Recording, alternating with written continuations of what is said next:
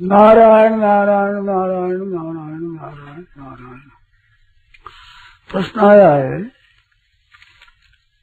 कि सुषुप्ति के साक्षी होने की बात तो समझ में आती है, किंतु जागृत स्वप्नावस्था में तो इनके साथ तादात्म्य हो जाने से साक्षी तो कैसे रहता है।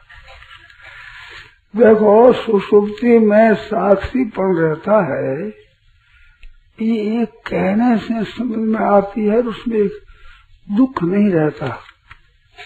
इस वास्ते वो सुख होता है तो वो सुख का साक्षी होता है, अभाव का साक्षी मान कुछ भी पता नहीं था तो अभाव का साक्षी है। ऐसे ही स्वप्न और जागृत में भाव का साक्षी है।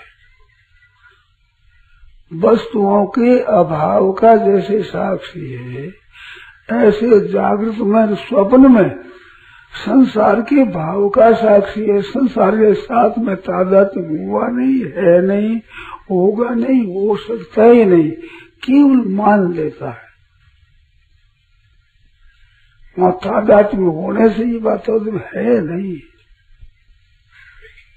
तादात्म्य अगर होता, तादात्म्य अध्यास कह सकते हैं, तादात्म्य अध्यास, तादात्म्य होता तो उसके स्वरूप ही हो जाता, तो फिर संबंध विच्छेद नहीं होता। अपना जो स्वरूप है उसका साक्षात्कार होने पर फिर उससे व्युत्थान नहीं होता।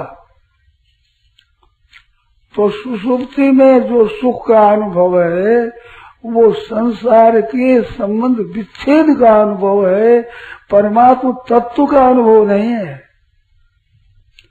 कि दुखालय शाश्वतम है, असज्जट दुख रूप है प्रकृति का कार्य, तो वो दुख मिटना है, वो सुख वहां सुख है। संसारिक सुख होता है। एक बात और याद आ गई, बीच में कहता हूँ, किसी विषय का जो सुख लेते हैं ना, शब्द स्पर्श रूप रसगंध 5 विषय है। एक है मान, एक है बढ़ाई, एक है आलस्य प्रमाद, ये इतने सुख है। इसके सिवा एक अभिमान जन्य सुख है। ये सुख याद करो, सुख क्या है? 5 विषयों का सुख है। संबंध होने से विषयेन्द्रिय संयोग आदि दग्रे अमृतम परिणाम विषय में हुआ, तो विषयों का सुख हुआ। एक आलस्य और प्रमाद का सुख होता है। आलस्य में पड़े हैं, कुछ नहीं करना पड़े, ये होता है, ये तामस सुख है। प्रमाद का जो निरर्थक खेल में, निरर्थक तमाशा देखने में, वीडियो देखने में एक सुख होता है, तामसी सुख है। ये अधोगत संति तामसा, तो ये सुख है। तो वो सुख जो है तामसी सुख। एक अभिमान जन्य सुख होता है, जैसे लखपति है, करोड़पति है और मेरे घाटा लग गया, और घाटा लगने में बहुत नुकसान हो गया, बहुत ज्यादा नुकसान हो जाए तो गरीब जो है आदमी, पीढ़ियों से ही गरीबी चलती है, उस गरीब की अपेक्षा वो दिवाला निकला है, घाटा लग गया है, फजीती हो गई है, उसके पास धन ज्यादा है। गरीबी पीढ़ियों से चले आ रहे हैं, उनकी अपेक्षा धन ज्यादा है उनके पास, तो फिर दुख किस बात का है? अभिमान जन्य सुख था। मैं करोड़पति हूँ, मैं लखपति हूँ, हमारी इज्जत है, हमारी प्रतिष्ठा है, ये अभिमान जन्य सुख है। वो अभिमान अब नहीं रहा, फजीती हो गई, बड़ा दुखी है। पूछ लेगा आप कौन हो, कैसे हैं, तो उससे जल जाए।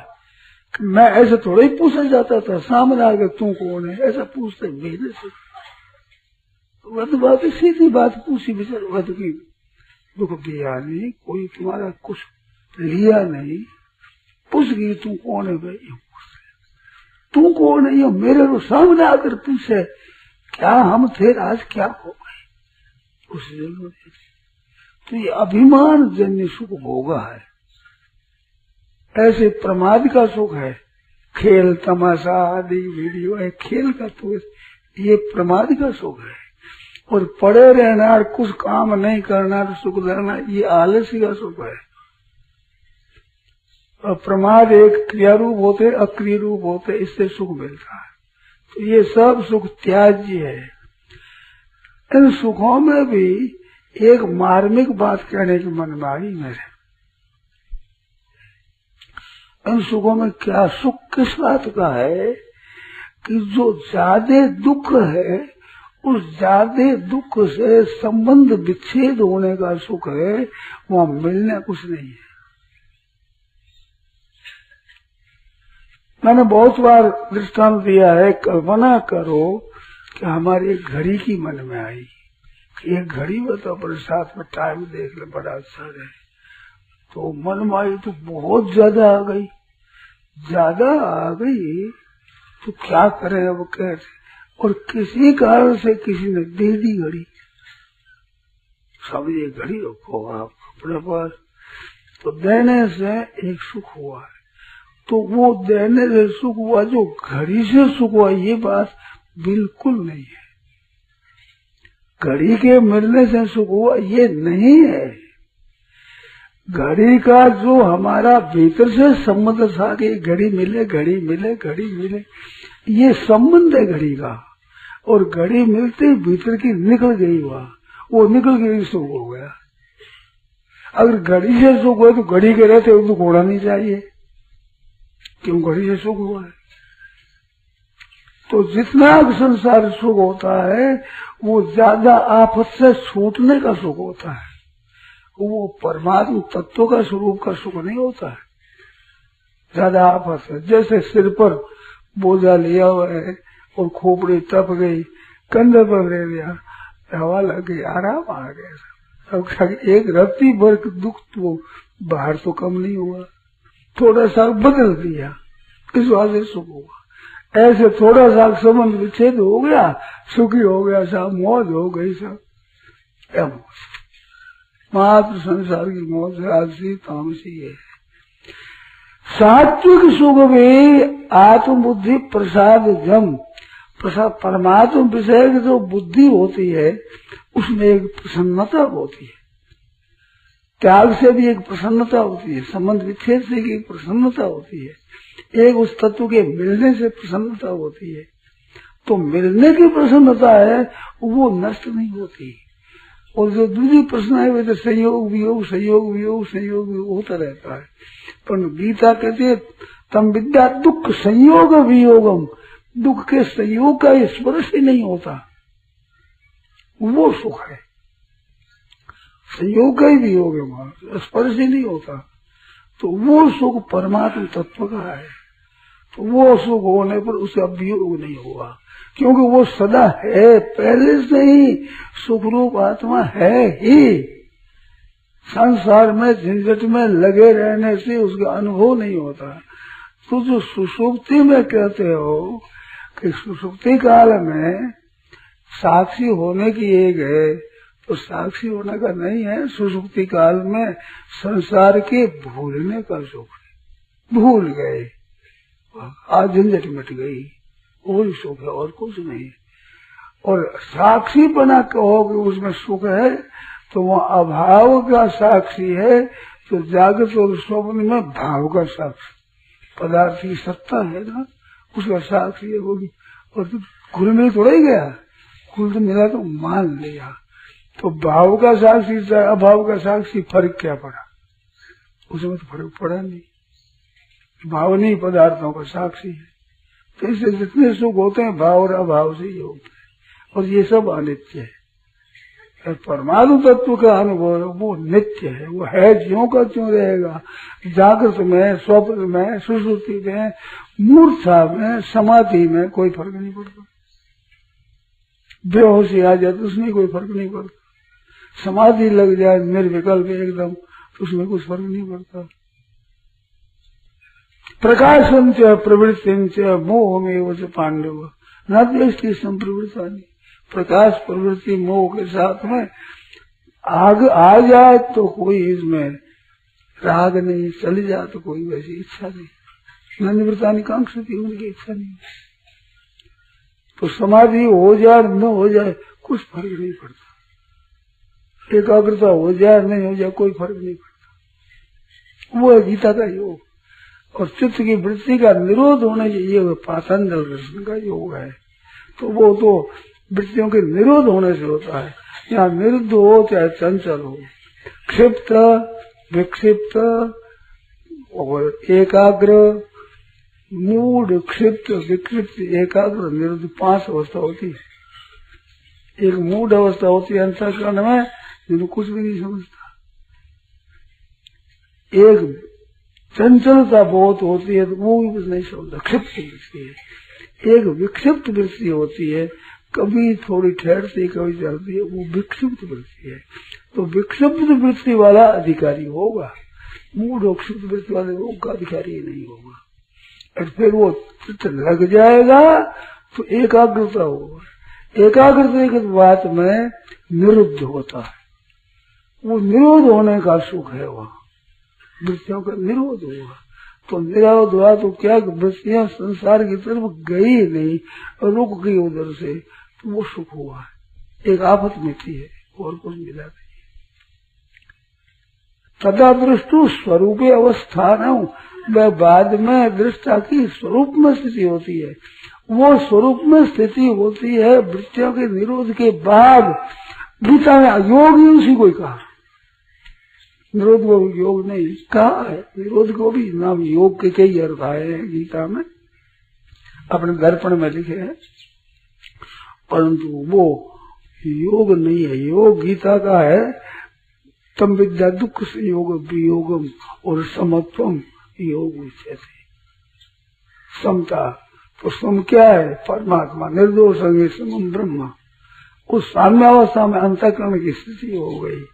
अब क्या हुआ कि भी ब्रह्म में स्थित है, तो उनका लक्षण नहीं है ये सांग साम्य स्थित मन साम्य अवस्था में हुआ तो वो निर्दोष अंगे समम ब्रह्म, ब्रह्म निर्दोष और सम है।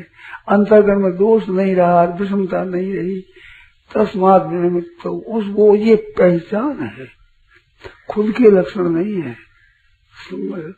उस पहचान से शेर जी ने कहा था, बड़ नीचे बैठे सत्संग हो रहा था, तो कहा कि सामने पहाड़ दिखता है, उस पर घाम आ गया, तो वो आतप आया है, उससे हम पहचानते हैं कि सूर्योदय हो गया।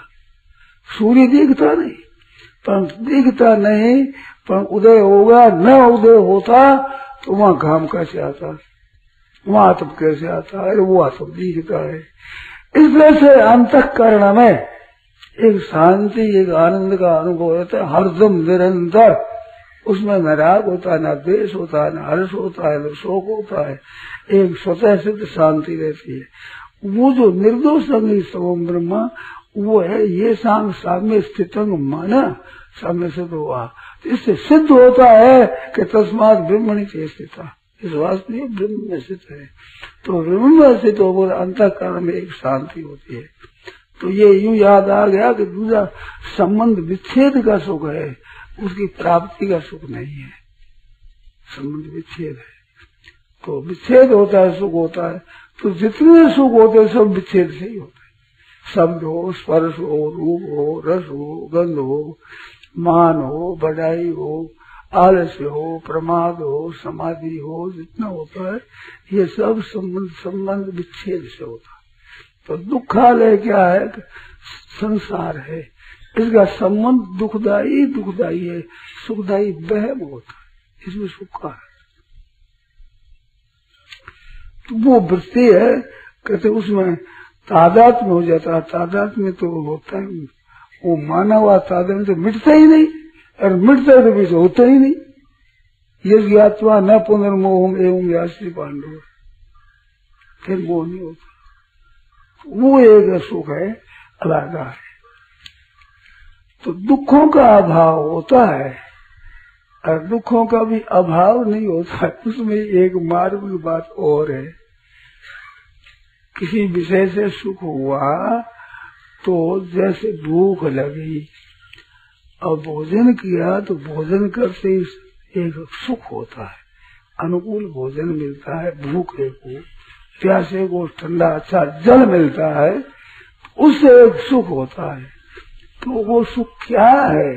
वो भोजन करने की जो वृत्ति थी कि भूख लगी भोजन करूं, वो भोजन करते करते थकावट हो गया, थक गया, हम खा नहीं सकता। उस थकावट का नाम सुख है।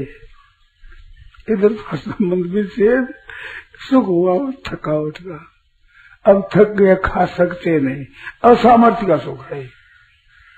अब सामर्थ्य नहीं, किसी भोग को भोगने की सामर्थ्य नहीं रही, अब सुखी हो गए, सुख दूर हो गए। आप बताओगे एक तरह का वो परिश्रम मिट गया, थकावट हो गई, ये सुख, संसार सुख ये है। परंतु इसमें भी देखे तो उससे वृत्ति हटी है थोड़ी देर के लिए, उससे सुख होता है। तो थकावट हटी, हटना हम क्या कि थकावट भोग सकते नहीं, भोगने की शक्ति नष्ट हो गई, इस वाले सुख दिखता है और सुख सुख नहीं हुआ, तो वो भी भाव का सुख है।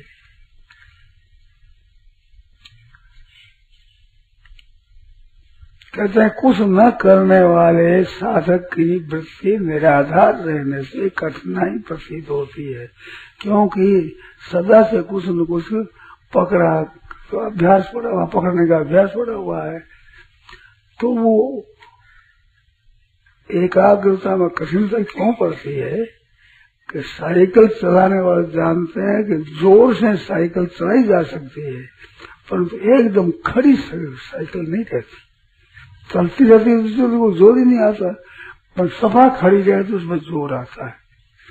ज्यादा अभ्यास वाला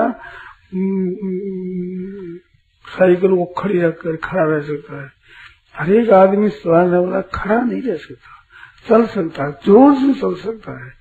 इसी तरह वृत्तियां है, खड़ी रहते ही वहां क्या हुआ, नींद आ जाएगी अथवा गिर जाएगा, तो क्या तो संसार का चिंतन होगा, नींद आ जाएगी, वहां वृत्ति टिक नहीं सकती। इसमें कठिनता क्या आती है कि वृत्ति जन्य सुख है वो नहीं मिलता है, वृत्ति एकाग्र होती नहीं, ठहरती नहीं, का तो संसार चिंतन होगा तो नींद आ जाएगी। ये दो ही खास है, समाधि में कई विघ्न माने हैं, उसमें ये दो विघ्न मुख्य है, लय और विक्षेप, लीन हो जाएगी अथवा विक्षेप संचलता हो जाएगी। अब वो विक्षेप मिटने से सुख मानते हैं, वो मिटने से सुख नहीं होता है, भी एकदम ठीक हो जाए, कार्य व्यग्रता होती तो बड़ी झंझट होती है, छूट गए बाद तो थक गए, माना छूटे उसे कुछ नहीं, थकावट है उसका एक सुख है, ऐसे जो संबंध विच्छेद है उसका सुख है, वास्तविक सुख नहीं है। एकांत में बड़े सुख मिलता है, बड़ा आनंद मिलता है, एकांत में आप मिट्टी है, सुख कुछ नहीं मिला मिला उसे नहीं। अब उस सुख भोगता रहेगा तो वो गुणातीत नहीं होगा, वो सुख भी भोगेगा एकांत का और त्याग का, तो गुणातीत नहीं हो सकता, वो आत्मबुद्धि प्रसाद जब सात्विक सुख है। तो सुख संगे न बदनाती ज्ञान संगे न, सत्व गुण भी ज्ञान और सुख की आसक्ति से बांधता है, तो वह एकांत बैठे बड़ा आराम है, बड़ा ठीक है। हम भी बैठते हैं, जाते हैं तो जंगल में चले जाता तो बड़ी आनंद मिलती, कोई देर नहीं बैठे मौज से। तो ये सुख क्या है? ये एक परमात्मा विषय बुद्धि तो होती है साधक की, और के तो भावी होता है, तो वो भी कोई तृप्ति हो जाए उनसे संबंध से सुख होता वो नहीं है, संबंध विच्छेद का सुख है। तो इस वजह से कई मुक्ति मानते हैं दुखों के अत्यंत अभाव को, जैसे नहीं आएगा 21 प्रकार के दुखों के ध्वंस को मानते हैं। पातंजल जैसे योग है वो कहता है कि ये आदि भौतिक आदि देव आध्यात्मिक दुखों से रहित हो जाना, बस रहित हो गया, ये सुख हो गया। पर वो स्वरूप का सुख जो होता है वो प्रेम में होता है, भगवान के साथ स्नेह है, एकता है, वहां सुख होता है, उसमें एक विलक्षण सुख होता है, वो सुख परमात्मा जैसे है। तो दूसरी में वृत्ति छूटने पकड़ने का अभ्यास पड़ा, ये ठीक बात कहते हैं। वृत्ति का त्याग भी नहीं होता, तो वह उसमें थोड़ी वृत्ति करो। वास्तव में वृत्ति उत्पन्न और नष्ट होने वाली है, ध्यान है ना, वो साधक क्या करे ये प्रश्न पूछा है। तो वृत्ति उत्पन्न होने और नष्ट होने वाली है, तो उत्पन्न और नष्ट होने वाली अपना स्वरूप नहीं है। वृत्ति भले कितने चंचल, तो हमारा चंचल क्या हुआ? वृत्ति एकाग्र हो गई तो क्या, चंचल हो गई तो क्या? तो वृत्तियां है, और वृत्तियों को कोई अभाव करके सुख है। तो एक बात बताओ मार्मिक, वृत्ति जीवन मुक्ति भी स्थिर हो जाए, जीवन मुक्ति भी दी है। अगर स्थिर हो जाए तो प्रकाश संचय प्रवृत्ति संचय मोह में वो जो पांडव न दृष्टि संप्रवृत्तानि न निवृत्तानि का अंश थी, ये कहना भी नहीं बनेगा। प्रकाश प्रवृत्ति मोह का आना जाना होता है, और उसका आना जाना नहीं होता है। तो इसमें क्या है कि आने जाने में न राग होता न द्वेष होता है। अब आने जाने में ये मिट जाए तो सुख होता है, हो जाए तो सुख होता है, तो न मिटने में न होने में ये अनित्य है। तो इसको क्या किया जाए? इसमें करना यही है कि जो वृत्ति भले ही शांत हो, भले ही घोर हो, घोर वृत्ति होती है, शांत वृत्ति होती है, ये वृत्तियां होती रहे न होती रहे, अपना संबंध नहीं है। ये एक निश्चित बात है कि अपना हम तो निरंतर रहते हैं, वृत्ति निरंतर कभी नहीं हुई, किसी नहीं होगी। समाधि के समय होगा, वो समाधि का काल भी क्षण परिणामी है, वो भी परिणाम होता है, वो भी स्थिर नहीं रहता। तभी तो समाधि जागृत होती है, जैसे नींद पूरी हो जाती है, जाग जाता है, ऐसे समाधि का काल समाप्त होता है, वित्थान हो जाता है। तो वह नहीं कोई पूरा आनंद नहीं है, एकाग्रता का आनंद होता है। तो संसार छूटने का ही आनंद हुआ है। तो उसमें क्या करे कि वृत्तियों के होते हुए भी तमाशा देखे, खेल है ये, वृत्ति होती है, हर जाती है, इनसे अपना कोई संबंध नहीं है। ऐसे उनमें अनुभव करके अपना कोई संबंध नहीं। वृत्ति घोर वृत्ति हुई, शांत वृत्ति हुई, विकसित वृत्ति हुई, जो वृत्ति हुई, वृत्ति होती मिटती आती जाती है। आगमा पाइनो अनित्या शांत तीक्ष्ण सुर। तो तीक्षा क्या है? गुण में राग द्वेष न करे, हर शोक न करे, अमृतत्व आयकन से मुक्ति हो जाएगी। इसे उपाय ये है। वृत्ति की त्याग करने के लिए ना त्याग करना है ना पकड़ना है, किंतु उनके होने को देखना है। कोई भी सुख हो, कैसी भी वृत्ति हो, उसका आरंभ होता है, अंत होता है, वो अपने कोई संबंध नहीं हो सकता। सभी इस दृष्टि से एक ही रकम के हैं। सात्विक राजस तामस उत्पन्न और नष्ट होते, सही होता है, वियोग होता है, आते हो जाते, आगमा बाई न अनित्या, वो अनित्य, वो असत है, और अपना आप सत है। अब का होनापन सत है। तो होनापन क्या है कि है, उसमें क्रिया नहीं है, पदार्थ नहीं है, व्यक्ति नहीं है, वस्तु नहीं है, अवस्था नहीं है, कोई घटना नहीं है, कोई परिस्थिति नहीं है, सबका भाव है, स्वतः सिद्ध, स्वाभाविक। ये जो संसार दिखता है सत रूप से, ये सत्ता है, वो दो तरह की होती है। एक उत्पन्न होने के बाद सत्ता होती है, एक स्वतः सिद्ध सत्ता है। जैसे बालक पैदा हुआ तो पैदा हुआ एक क्रिया हुई, पैदा होने के बाद की उस सत्ता ये क्रिया है, बालक है, ये मानते हैं ना। तो ये उत्पन्न होने के बाद सत्ता है, और परमात्मा सत्ता स्वतः सिद्ध सत्ता है, उत्पन्न सत्ता नहीं है। दर्पण में सत्ता दो तरह की, इसका वर्णन किया है थोड़ा सा। तो ये उत्पन्न होने वाली सत्ता है संसार की जितनी है, वो उसमें स्वतः सत्ता नहीं है। और स्वरूप की सत्ता स्वतः सिद्ध है, ये उत्पन्न होने वाली, लीन होने वाली नहीं है, ये बदलने वाली नहीं है, ये है जो की है, सदा एक रस है। तो वृत्ति का त्याग भी नहीं होता, त्याग नहीं करना है, किंतु उपराम होना है। समय समय ऊपर में बुद्धिया गृहित उपराम हो जाए। त्याग करने से त्यागी का अभिमान, त्याग का अभिमान हुआ, त्यागी होगा। त्याग में त्यागी रहेगा, व्यक्तित्व नहीं टूटेगा, इस बात से उपराम हो गया, इससे मतलब वो नहीं है तो बस प्रकाश अपना दृष्टि संप्रदाय ज्ञान निवृत्ताने कांक्षति। तो साधु को चाहिए कि इनकी परवाह नहीं करे, ना एकाग्रता की, ना कोई चंचलता की, ना कोई बढ़िया ना घटिया। क्या है घटिया, क्या है ना प्रतिष्ठित प्रेम प्राप्त है, प्राप्त न वो किम भद्रम किम अभद्रम हुआ, वस्तु नो की है अद्वैत से वस्तु नो की है, तो वस्तु कोई है ही नहीं, क्यों भद्रम और क्यों अभद्रम। एकादश में क्या बढ़िया क्या घटिया है, वस्तु है ही नहीं उसमें, क्या घटिया और क्या बढ़िया, एक ही मानने का सब। तो वृत्ति है ये, देखो सिद्ध जीवन मुक्त महात्मा है, उसकी चित्त की वृत्ति एक समान रहती नहीं है। ये तो सदा ही ऐसी चंचल है ही, इसका माज नहीं है, संबंध विच्छेद होता और कुछ नहीं।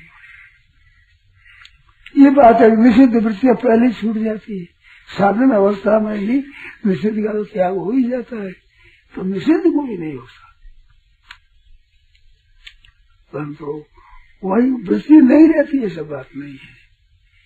ये बात है वो चाहे तो सभी रोक सकता है, सभी लगा सकता है, वृत्ति के ऊपर अधिकार हो जाता है, ये बात एक और है। पर उसे वृत्तियां न होती हो तो खाना पीना चलना बैठना कैसे होगा, वृत्ति की बड़ी क्रिया ही कैसे होगी। तो ये होती रहे, ये विभाग अलग है, गुण कर्म विभाग है वो, तत्ववित्तु महाभाव, गुण कर्म, गुण और कर्म, पदार्थ और क्रिया, ये विभाग है प्रकृति का।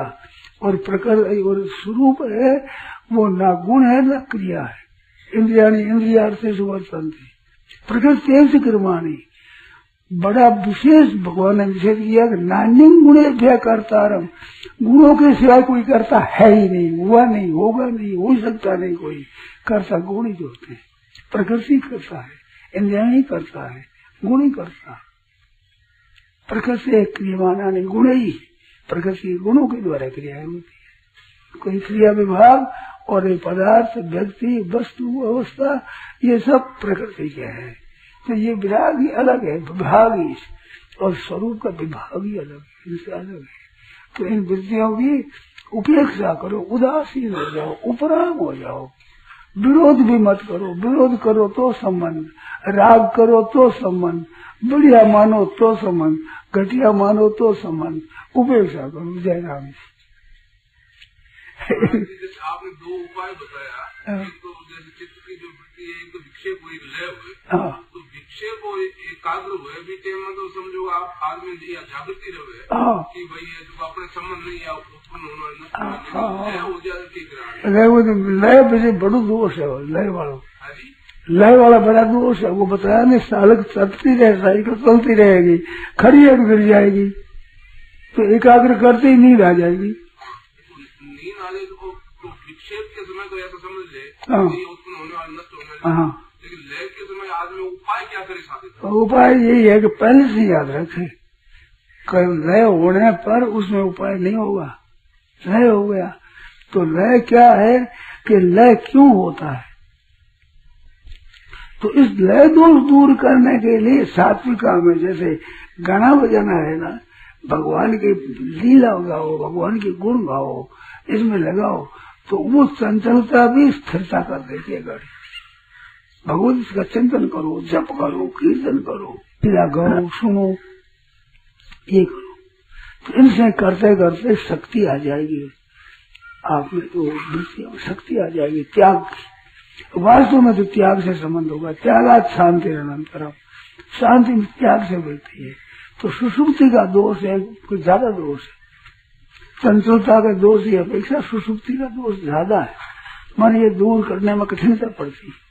पहले से सावधान रहो, हर एक काम में लगे रहो। इस बात गीत शास्त्र में आता है कि तमोगुण को रजोगुण से जीतो, रजोगुण से सतोगुण से जीतो। तो रजोगुण कौन सा? रजोगुण दो तरह का होता है, एक रजोगुण परमात्मा की सन्मुख में होता है, एक संसार के सन्मुख होता है। ये गाना बजाना भी रागनियों में समझिए संसार की तप है, और इसमें भगवान के चरित्रों में मन लग जाए, नाम कीर्तन कर रहे हैं, जैसे दोपहर में हो रहा था, तो ज्ञान नाम कीर्तन कर रहे हैं तो भगवान के सन्मुख है, तो ये सन्मुख होने वाला राजस है, ये तमोगुण को जीतने वाला है। और वो भी रस लेने वाला राजस है, तमोगुण में ले जाएगा। ये जैसे क्रोध बीज की चीज है, त्याज्यो विषयान संगासन कामा कामा क्रोध हो भी जाए तो क्रोध समूह, अब समूह तमोगुण आ गया, बीच में क्रोध आता है। ऐसे बीच का है रजोगुण, तो ये रजोगुण तमोमुख होता है, वो पतन करने वाला होगा, और ये गुणातीत की तरफ भगवान की तरफ ला जाने वाला है, वो कल्याण करने वाला है।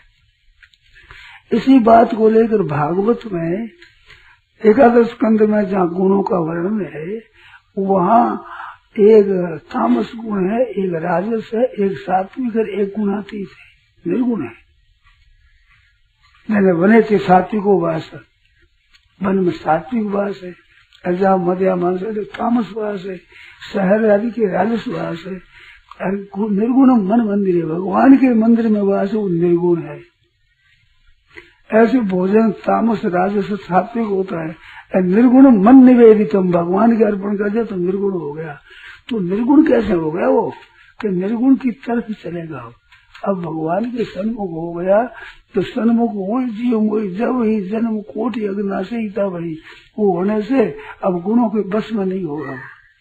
इस वास्ते भक्त सदा ही वृक्ष में होता है, भगवान की तरफ वृत्तियां रहती है, उस समय में गुण कुछ नहीं आते, बेचारे सब भाग जाते। तो अगर नींद को जीतना हो तो नाम जप करो, कीर्तन करो, पद गाओ, लीला का चिंतन करो, भगवान की लीला का चिंतन करो, भक्तों के चरित्रों को पढ़ो, चिंतन करो, ये उपाय।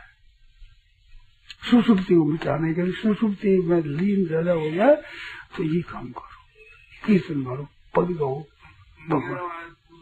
निवेदन करने ये तात्पर्य था हाँ, कि वृत्ति के साथ में अपना संबंध नहीं है, तो हाँ, फिर वो जो दोष लय वाला दोष विशेष है, हाँ, राजस की अपेक्षा तामस है, हाँ, तो जब अपने संबंध ही नहीं है तो फिर वो उसमें संबंध माना हुआ है ना, इसमें क्या तादात्म्य, तो तादात्म्य कर लिया उसके साथ। न माने उसके लिए, न माने उसके लिए तो आ जाता सिवा, नहीं आ जाता सिवा, नहीं लागी तो मौज, नहीं खुद की तो मौज, अपनी क्या मतलब उससे। नींद आई तो वृत्ति में आई है, सोई में थोड़ी आई है, ये वृत्तियां है तो आती रहती है। इस बात से दृष्टांत दिया कि प्रकाश प्रवृत्ति मोह गुणातीत ये लक्षणों में आता है, तो उसमें वृत्तियां बदलती है, और वो अपने स्वरूप में रहता बदलती रहे, उपेक्षा करे, बेपरवाह। अब कहते परमात्मा मेरे में है, इसका अर्थ ये इतने सूक्ष्म है कि आत्मा में भी व्यापक है, यही अर्थ है या और कुछ है। आत्मा में व्यापक मानो तो कोई अर्थ नहीं है, पर व्यापी व्यापक भाव नहीं है वहाँ, वो आत्मा उसके स्वरूप होने से या पहले भक्त अपनी दृष्टि से परमात्मा संसार में व्याप्त है, जीवों में व्याप्त है, आत्मा में भी व्याप्त है, ऐसा मानो तो कोई अर्थ नहीं। पर आत्मा में व्यापी व्यापक भाव नहीं होता, वहाँ एक हो जाती है, वहाँ दो नहीं रहता। तो परमात्मा हमारे, हम उसके हैं, हम भगवान के हैं, भगवान हमारे, ऐसा और दृढ़ता हो जाएगी तो भगवान की कृपा से सब शांत हो जाएगी। आपकी भगवान की कृपा से। नारायण नारायण नारायण नारायण नारायण।